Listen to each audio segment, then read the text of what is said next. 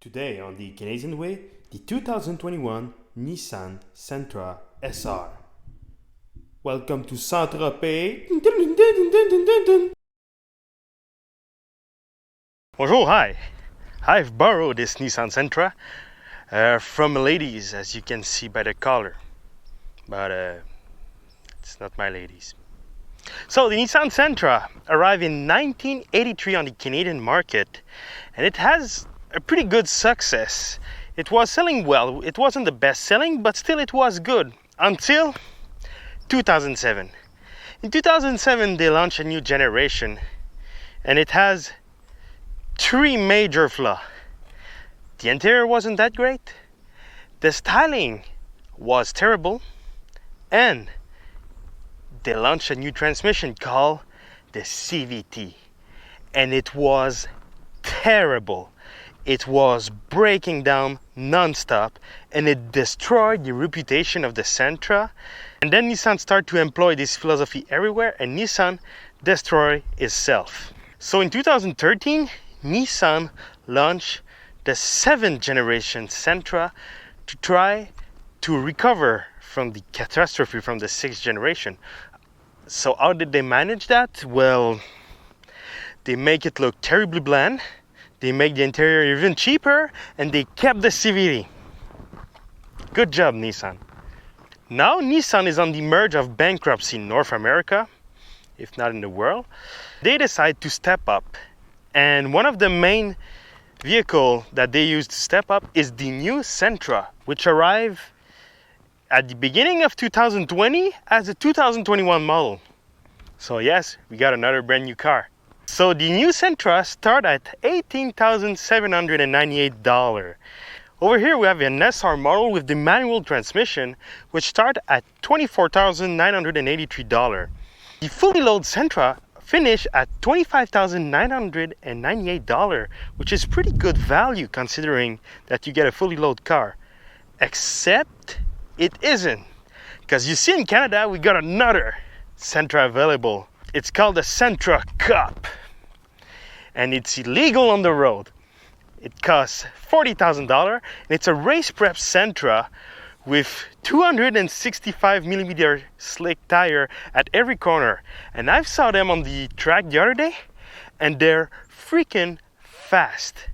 Like, they're not fast in the straightaway, but they grab so much speed in the corner, they're flying. They're just flying. So help this YouTube channel, and one day I'm gonna buy one, because I really would like to do some Sentra Cup racing. So subscribe, like, do what you have to do. Nissan really worked hard for the styling of the new Sentra, and it looked like a smaller Altima, and it looked really great. One thing though is that this car is white, and I just cleaned it up and it's still dirty. But still, it's a white car, that's why. But still, it still looks very striking and beautiful. One of the best looking car in the segment. Personally, I prefer this styling than the Mazda 3 or the Jetta or the Elantra. The new Elantra. Have you seen the new Elantra in the base trim? It looks stupid. Front end look really aggressive and has these really nice LED lights with fog, which are gonna break in the winter when you're gonna smash some snowbank. And it has this massive grille to enhance the character of the car. But when you look closer to the grille, it's mostly fake. Look, over here you got holes, and the rest is, this is fake, this is fake. You got like 2 holes, that's it. But anyway, and you also have this part here, which is made in this black plastic, which looks again very sporty. You have this over here that the owner asked me to not mention it, so I won't mention it. The side profile of the Sentra is very well sculpted. Again, it looks sporty, and unlike the Civic, they integrate it very well, the orange freaking reflector. The SR comes as standard with black mirror and black wheel, which again emphasize the sportiness of the vehicle. And every Sentra come with this black line over here, which kind of give an effect of a flying rooftop, like if the roof wasn't connected to the rest of the car, and it again looked very cool. I forgot my sunglasses, I'm sorry. The SR model come with two 1545 R18 tires, and they are kind of expensive to replace. They're $150 each. In the rear, you got the sticker here, because the owner of that car is that kind of girl. Yeah, dangerous. So the rear of the Sentra is again focused on the sportiness. You got this little spoiler here, just to give a little bit more downforce when you're going 100 kilometers an hour on the highway. And you got over here a rear diffuser, because downforce is life. Beginning the interior with the trunk. The only way to open it is with a bottom inside or a bottom on your key fob. Every time we have a ladies' car, the trunk is full. But their bedroom is clean, huh? We all know that.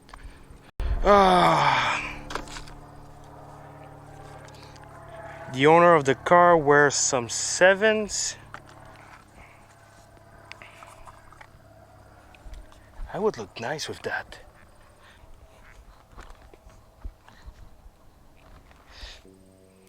Yeah, that's because she's building bombs.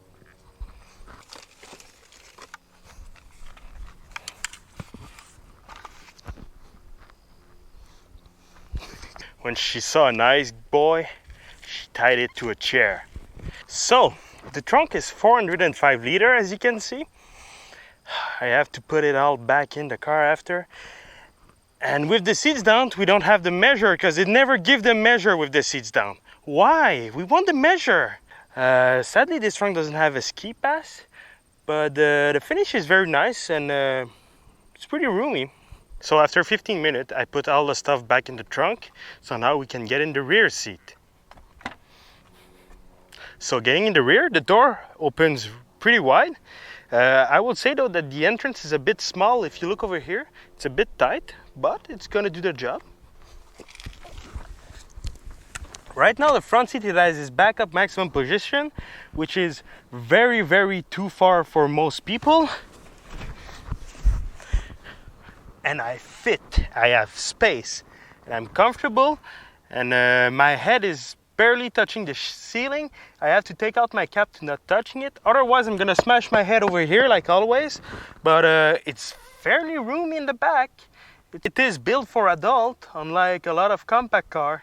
In the rear, as you can see, I got leg room, which is very surprising for a compact car. I'm comfortable, and the seat is at its backup maximum position, which is really, really far. Rear presentation is very good, but there's not much to talk about. Sound system is good, the seats are very comfortable, and I got headroom. I mean, I know my hair are long. I need a hairdresser in my life. By the way, ladies, I'm still single. If you're a hairdresser and a single ladies at the same time, email us, link in the description. Or if you got a car that you want us to review, email us too. Getting in the front seat of the Sentra, again, the door opened pretty wide and you got a nice opening. Driving position is very good. Everything is easy of access, very close to you. I really like it. And the seats are very comfortable. You won't get tired driving this car for hours. The overall presentation, build quality, fit and finish really shows that Nissan want to redress the situation, and I think Nissan did a really good job with that interior. Seats in the Sentra are one of the best in the segment. They're very, very comfortable, and it's not even the zero gravity, which apparently are even better than these ones. Sadly though, even if we're almost at the highest trim we can have in the Sentra, we only have one automatic window. It's very sad, especially when you consider that the Golf has all 4 window automatic. Dash is in that really nice material. I don't know what it is. It's not leather, it's not simili leather. I don't know what it is, but it feels really nice, and it has this kind of stitching, which I think they are fake, but look very good. And the only way to tell that it is fake is by touching it. Next to the steering wheel, you have the only drive mode in that car, Eco mode. Except if you're in a very high-endish car with adaptive suspension and everything, you can have drive mode. But in a regular car, Eco or normal, that's it. You don't need sports mode and everything. It also has all kind of display and all kind of stuff you can set. So they integrated a lot of function in the cluster instead of having switch everywhere, which really simplified the interior. And trust me, in that interior, simple is the key word. And they really did a great job, I think. Like, for example, if you want to take out the traction control, you have to go in setting, VTC setting, on, off. That's it. It allowed them to lower the cost of production without really annoying you. And when you look at the price of that car, it gives a lot for the money. And really, Nissan did a very great job at this. You also have this really nice steering wrap in this simili leather, which is really nice to touch. You have all your buttons for your adaptive cruise control, Bluetooth, radio. Not much to say about it. Very good steering. The infotainment system of the Sentra is very simple and great because it is simple. It's the best infotainment system in the class. You press on menu and it goes in menu where you can choose everything you want. You go in audio, it goes in audio. Then you choose, I want AM, FM, Sirius, XM, Bluetooth. You choose. That's it. Here you got your phone where it even read your text message and everything. Very, very, very simple. You choose whatever you want. That's it. Over here you got your camera, which I don't know what it does, but still. Anyway, the system is very simple. For your volume, it's over here. For your tuning, is over there. Because this car doesn't have the navigation, you don't have the button for the map. You know the freaking button, you press on it and it tells you, oh, sorry, you didn't take the navigation. It would have cost us around $3 more to put it in your car, but we want to charge you $1,000. Well, Nissan just take out the button, and I think it's very great. Plus, let's say I want to use my infotainment system and I'm driving. This is what I see. Look, it's so easy. Oh my God. This is a very great ergonomic and easy system. Seriously, Nissan, you killed it. You just killed it on that. Everything is well placed and easy to use on the automatic AC system, which is an option. But what I don't like, it's when you change where you want the air to blow, automatic turn off. That's it. I want to change it, automatic turn off. Every time you change a setting, automatic turn off. And I think it's very, very, very sad though. In the SR model, you also have the heated seats, which are just over the AC, very simple to use. And again, the presentation is very nice, and the bottom are made of aluminum. Aluminum. I hate this word, but I love to touching it. One word about the heating steering wheel though. The owner of the car told me that on the steering is just like a line over here that is heated, and it doesn't heat up the entire steering. So when your fingers are cold, the only way to warm it up is to hold the steering like this, which is dangerous. Don't do that. If the airbag deploy, your hand's gonna go like this, and you won't have any hands after that. Center console presentation is very easy because they get rid of all the bottom, and all you have is kind of black plastic with the shifter, some storage space here, connectivity, idler plug, your start and engine button, which is a very good idea to put it next to the shifter, because if you stall, because I did it earlier, you just have to press it over here. Very simple. And you got a mechanical handbrake, because in the past the handbrake was called emergency brake. So when your brake let go, you can use it. Unlike new car, when you have to press on the bottom. I would say though that the presentation for the sunroof is a bit of a shame. It's a bit cheap, but it's simple to use again.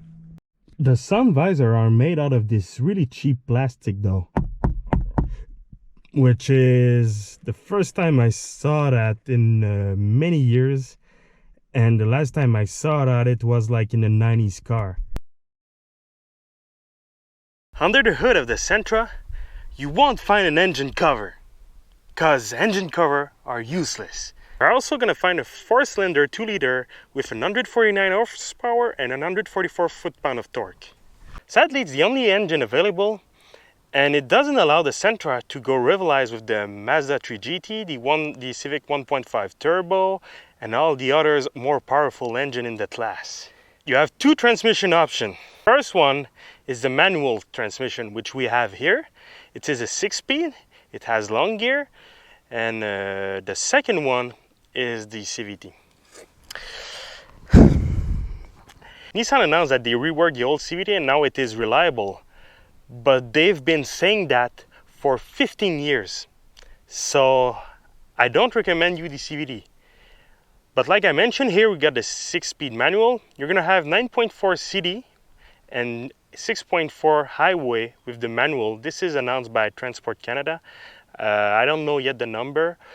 The CVT, they announced around 7 liters per 100 kilometer. I couldn't find the number of what people do with the manual. Nobody bought the manual, even though it's the transmission to have over here. It has front and rear independent suspension and disc brake at every corner, but the basic versions have some drum in the back. Driving the Nissan Sentra. Okay, so the Sentra has a very good visibility, no problem there. I would say that the B-pillar is a bit big, but otherwise no problem. One thing I really don't like about the Sentra is the throttle response, which is terrible. They use that cheap electronic throttle like some brands still use, GM, and it has a delay between the moment you release the clutch and the moment you press on the gas, and it's very annoying. And apparently the CVT is not better. It has a delay too, and you always got that kind of throttle, like a moment where the car doesn't accelerate or move or anything, and it's very annoying. Plus it has a lot of a rev hang, which is something every new manual car has and everybody hates it. And okay, so here's the throttle respawn that I was talking about. I'm gonna press on the gas at go. 3, 2, 1, go. Are you gonna go down? So the throttle respawn is very bad, especially when you just press a little, when you just tap a little bit on it. Look, and then it hangs and it hangs and it hangs and it hangs. It is very nice. It has a long travel, but it's precise and give a really good feedback. It's a really lovely shifter, although the clutch is a bit on the Volkswagen side. The travel is very long and it's very soft. It's hard to know where is the grab point on the clutch. A bit like a Volkswagen, but with a little more feedback. Now everybody Volkswagen owner are gonna tell you this is the best clutch ever. The other clutch all feel like tractors, and it really shows that they never driven a tractor, because a tractor has a very long and soft travel clutch. Sound deadening in the Sentra is now the best sound deadening of every compact car I ever tried. It's very, very great. You're very isolated. I have no problem comparing this sound deadening with a high-end car. Seriously, Nissan nailed it on that. You just destroyed the competition on the sound deadening. It's better than the Chevy Cruze, which I thought was the best ever. It's better than the Mazda 3, better than the Volkswagen Golf. It's better than all compact car. The steering is precise, very quick. The car change of direction very fast, but like every modern car, it gives no feedback. So I would say that the chassis is very, very great. The car is very solid in the corner. It's very plant. It's comparable to the Mazda 3 in terms of handling. It's very, very stable. One of the best handling compact car, if not the best handling compact car you can get right now on the market. And really the handling is just really great. Suspension, even though it handles great, is comfortable too. You don't really feel the road. This car is very close to the Mazda 3, seriously. It's very close to the Mazda 3 GT. The throttle response is annoying. This car got old school gearing. It goes from 0 to 100 in 2 gear, not 3 like most modern car, and it's really nice to have that back, seriously. The acceleration when you floor it are very good. It's not the quickest car in the world. It's around 10 seconds from 0 to 100 kilometers an hour. It's average, but it does a fair well job, and for everyday driving you won't have any problem. I would say though that in 6th gear you really feel a lack of power. The car has a hard time to climb hill, reaccelerate. The gearing is long too. In 6th gear you got 2,200 RPM at 100 kilometer an hour, which is very low for an engine with that power. The benefit of that is the fuel economy, but you're gonna have to downshift if you want to overtake somebody. Or overall, Nissan does his homework for the driving experience. Nissan Sentra does everything well or better than his rival. It just needs a better throttle. Nissan give that to the Sentra, and it's the best driving experience of the class. So the Nissan Sentra, what a car! Yeah, I mean, beautiful car. And mean, for the price. Yeah, I know. And if Nissan is going that way, I mean, they won't become like Mitsubishi. I think it's that. They still exist? Yeah, apparently. Oh yeah, okay. Mitsubishi still exists. Yeah. Or maybe it was a Mirage that I saw the other day. A Mirage? Oh, a Mirage. If Nissan keep going that way, they're gonna outland their car. They're gonna eclipse the competition. And they're gonna Lancer their brand out of the sky. No, seriously, Nissan, wow. You really surprised me. I didn't expect that. The only drawback I would find to the Sentra is the CVT. You still put the CVT. We don't know what's gonna happen with the CVT. No. We can expect it to be good or bad. If it's good, that car is then approved and the best in class actually. Because yes, it doesn't have the spice of the Mazda 3. But the overall package for the price is better than the Mazda 3, I'm sorry. Mm-hmm. Yeah, of course, it's cheap. But the CVT is the big leg down. We don't know what's gonna happen. I didn't try it. I saw some video. It worked great. But is it reliable? That's the thing. Because you don't want to arrive at 100,000 kilometers and this thing blow up and it's gonna cost you like, what is it, $5,000? Yeah. So I would say for the Sentra, the one I try is manual.